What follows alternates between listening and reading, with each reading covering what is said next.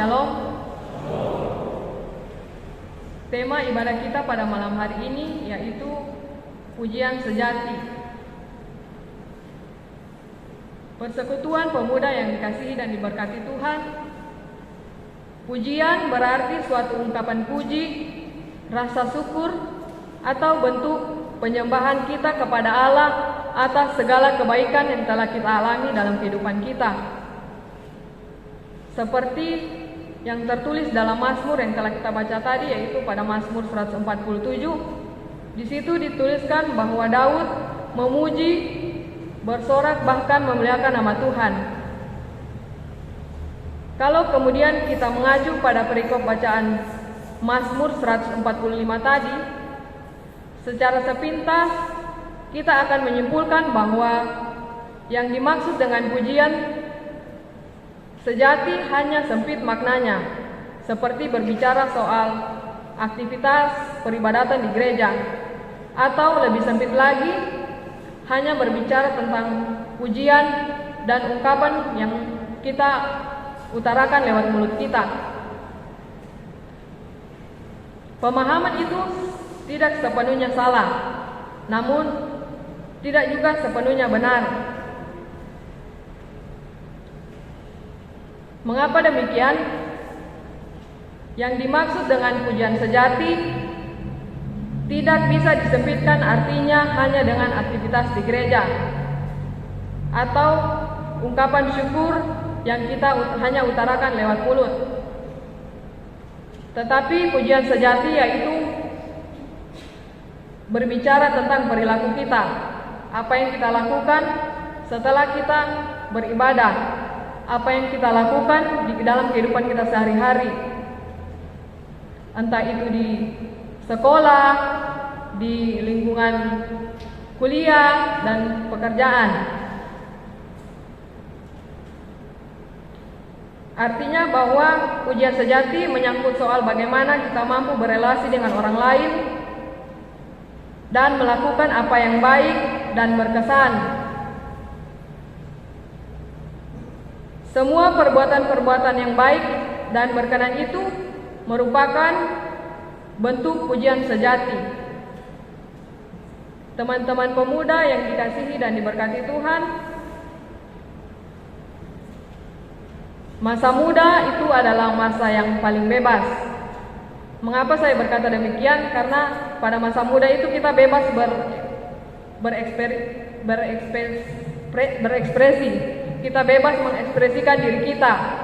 Apa yang kita ingin lakukan, kita bisa lakukan.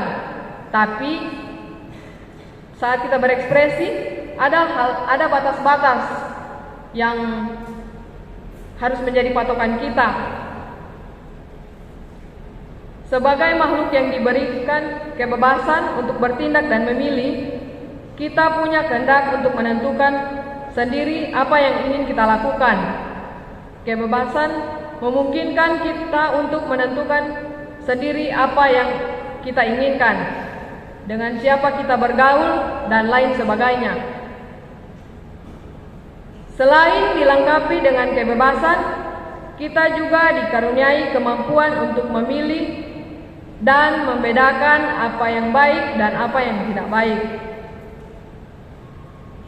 Sebagai contoh, pasti dalam kehidupan kita diberi tanggung jawab, terutama di sekolah, di kampus, bahkan di pekerjaan kita pasti kita diberikan tanggung jawab. Dan pada saat kita diberikan tanggung jawab tersebut, kita juga diperhadapkan dengan sebuah pilihan. Apakah kita akan memilih melakukan tanggung jawab tersebut dengan baik, atau hanya melakukan tanggung jawab tersebut sekedarnya saja.